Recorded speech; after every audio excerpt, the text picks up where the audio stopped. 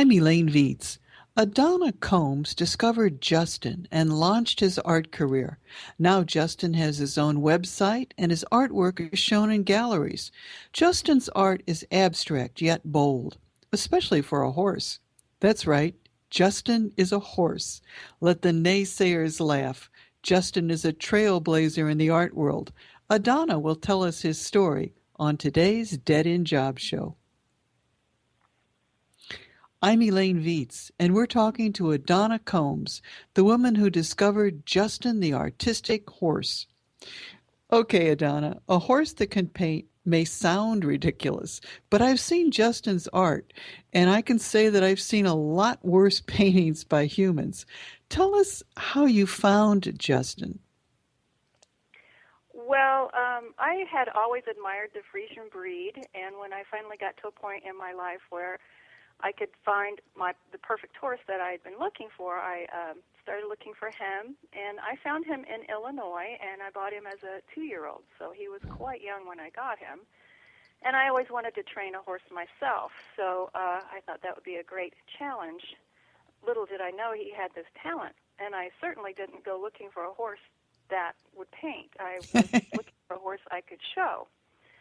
So as I was training him and working with him as he was growing up, because you can't really ride a horse of this size until they're about 4 or 5 years old, and so I did a lot of groundwork with him, and he always had a crazy personality. He was always doing something around the barn to get in trouble or to get my attention or anything like that when he was young. So once I started riding him and putting a saddle on him, when I tightened the girth, and I usually have a riding whip, not really to beat him with, but just as a little reminder, he will turn around and grab the whip and start drawing things in the sand.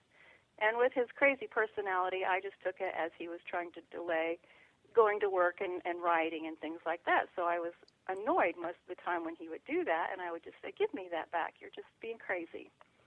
So one day I just took the time and watched him as he started doing these patterns in the sand, and as I watched, I thought, my goodness, it looks like he's making paint strokes.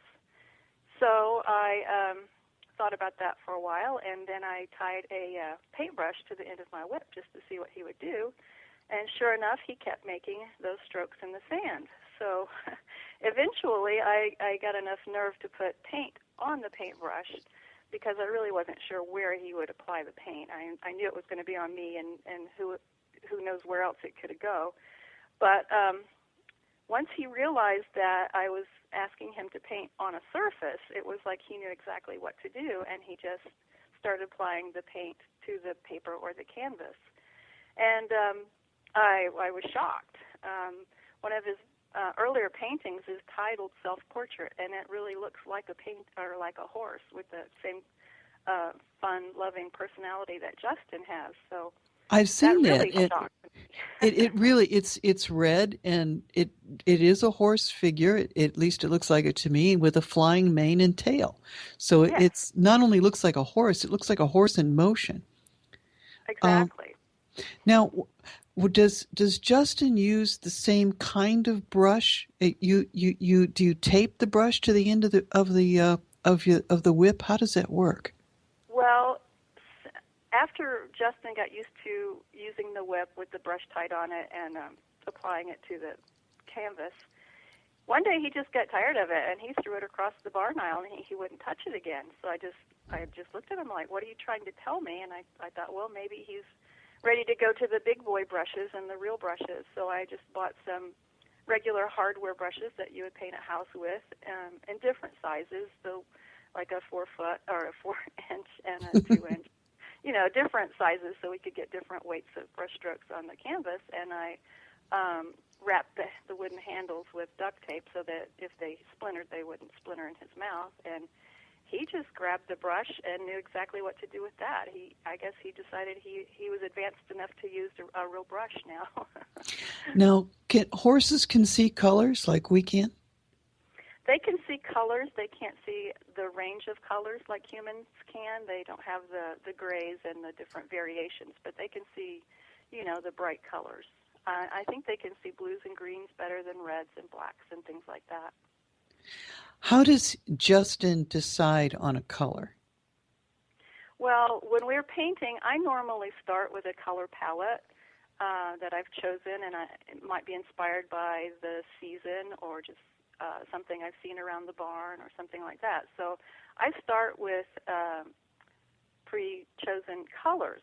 I dip the brush into the paint, and then I hand it to him.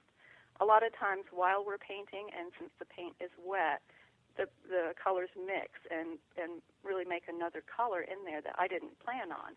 And it's that spontaneity that is the most fun for me, to see what he can come up with and see how our collaboration can really create an interesting painting. You yourself are an artist, is that correct?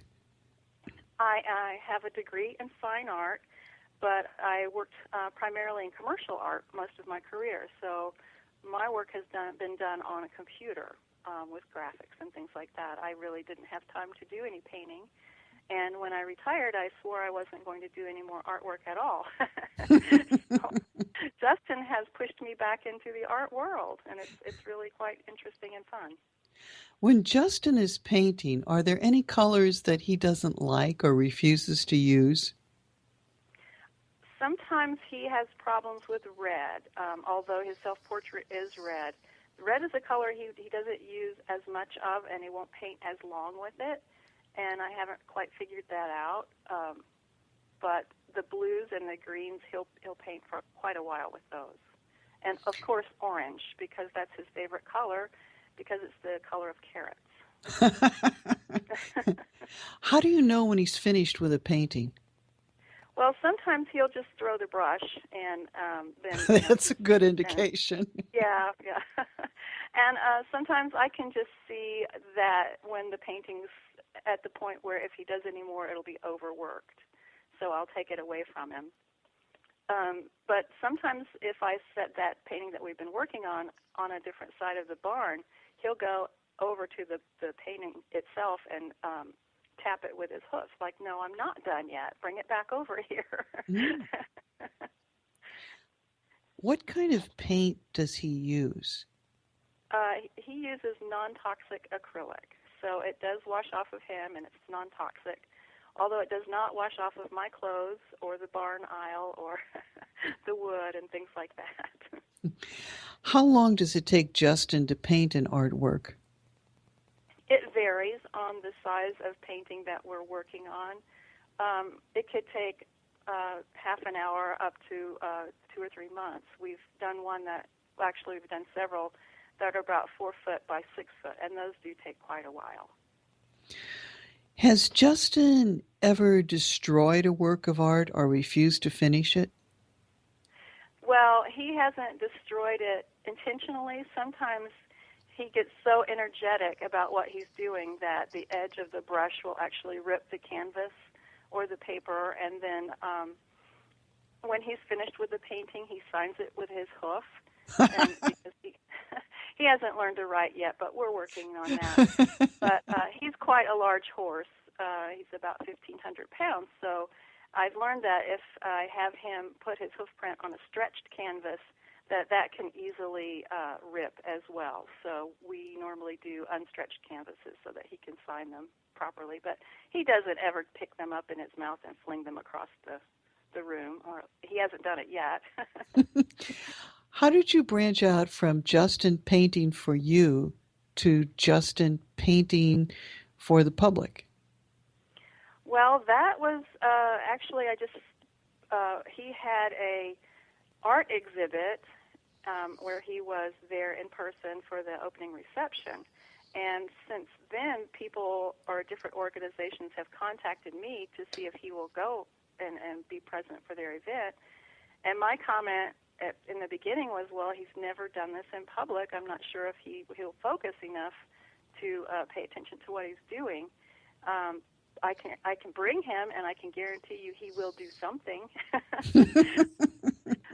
But to my surprise, once we got to the event and I had his easel set up and the brushes out, he just walks over to the easel and he started painting like he knew why he was there. So from there, just different organizations have contacted us, and we've been doing a few paintings out in the public recently. When did you start selling it? When did you decide that it was, worthy of being sold? Well, I was very apprehensive about that. I suppose it was our first art show, and I really didn't tell anybody what I was doing because, I was afraid that they would be very critical of us. But once they found out that Justin was a horse, they were very excited to have his work to be displayed in the gallery. And then at the opening reception, to my surprise, he sold probably 5 or 6 paintings there, and that was a surprise to me, but a very good surprise. And then we had a painting in a fine art auction at the Saddlebred Museum in Lexington, Kentucky, and his painting sold there for $700 to a British art collector. Whew. And that was a shock also. Yeah. So that really made the news and the tabloids, and more people contacted me then about selling or buying the paintings. And, I mean, it was just a blessing that it's all worked out like this, and I really never expected it. How much does Justin's art cost? Do you get $700 for all of his work now? No, I have them priced in a wide range, and I kind of price them by size. So the smallest would be about an 8 by 10, and they're about $75. Actually, there's one that's 3 by 5, so it's smaller, so it's about $50. All the way up to $5,500 for their larger pieces. So there's a wide range in between all of that. So you actually get $5,500, or Justin does, for a painting? Well, we haven't sold the $5,500 one yet because it's one that I really want to hold on to. Mm-hmm. But if I was offered that price, I would have to sell it. Tell us about some of the titles. How do you decide to title them? They're very interesting titles. All of the titles are based upon something that has to do with a horse, whether it's the tack that they wear, or the barn they live in, or the discipline that they're involved in. Anything that relates to a horse is how I name them. So give us a few names. Oh, well, there's some easy ones like Back in the Saddle and Off to the Races, Spur of the Moment. Let's see. There's a lot about riding a trail, or Grand Champion, or Festival of the Horse, or All the King's Horses. I'm trying to think of all of the ones that I've had. Eventually, I think I'm going to run out of names, but then I just reach down, and there's another one right in front of me. Does Justin paint every day? No, we don't paint every day because it's a lot for me to set up all the paints. He's got this figured out. He's figured out how to get me to do all of his work for him. Smart horse. He's smarter than you think. So it takes a while to set everything up and actually work with him, and then clean the brushes and dry the paintings and things like that. And a lot of times he gets paint on his nose or on his legs or something, so I have to clean him up as well. So I just tell everybody I'm his assistant. How does Justin let you know when he's ready to paint? Or do you let him know that he's ready to paint? I think Justin's ready to paint about any time. But a lot of times when I bring him in the barn in the evening to feed him, he'll just stop in the barn aisle, and he won't move. And, of course, I can't make him move. So I just ask him if he wants to paint. And he'll stand there if I get some paint out and the brush, and he'll paint for a while. And then he goes in his stall. And he's smart enough to know when there's paint on the brush and when there's not. I'll be darned. That's amazing. Do you know of any other horse painters? Painting horses? Well, I know that there's painting elephants and painting monkeys and things like that. I think I would I'm sure there are painting horses. As far as I know, he's the only artistic horse. You said he's a Frisian. For those of us not familiar with horses, what is a Frisian like? He's a beautiful chocolate brown, if I remember right. Well, he fades a little bit in the summer, so probably the pictures you may have seen was when it was warm and he's been out and his coat fades. But typically, Frisians are solid black. They Mm-hmm. have a very full, long mane, leg featherings, and a very full, long tail. And they were originally bred to carry knights into battle. So they're a noble breed. And a big breed. Yes, they are. They are large. He's on the larger size of the scale for them. Why did you want a Frisian? What was it about Frisians that attracted you? Well, I just think their beauty with the mane and the tail and the dark coat is just gorgeous, and I just always aspired to have one once I started seeing them and how beautiful they were. Do you still ride him? Oh, yes, I ride him. Um, and speaking of being smart, he's figured out how to get out of that now because I'm so busy, doing his work for him that I don't have as much time to ride him. Does Justin let you know in some way that he doesn't like a particular painting? Well, he may nudge it with his nose and, to get it out of the way.